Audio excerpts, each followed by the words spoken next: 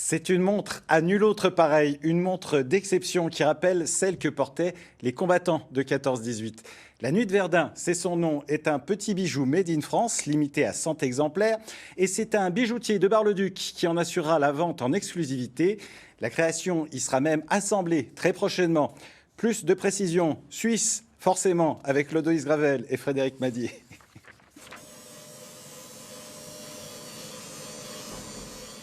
Gravée au laser, la mention assemblée à Bar-le-Duc orne désormais la masse oscillante de ce garde-temps.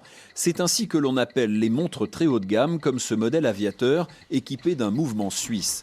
Ce bijou de précision a été imaginé et dessiné par Jonathan Marmand, jeune créateur breton de la marque Axiom. Il en a confié l'assemblage à cet horloger, employé depuis juillet dernier dans cette bijouterie de Bar-le-Duc.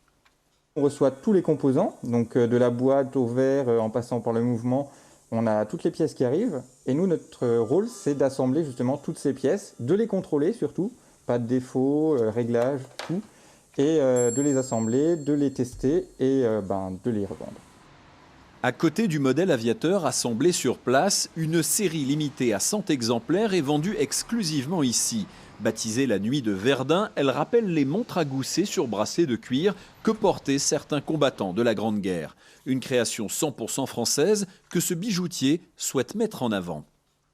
Dans nos petites villes, on est incapable d'avoir de très grandes marques, puisque le bassin ne permet pas d'obtenir ces maisons.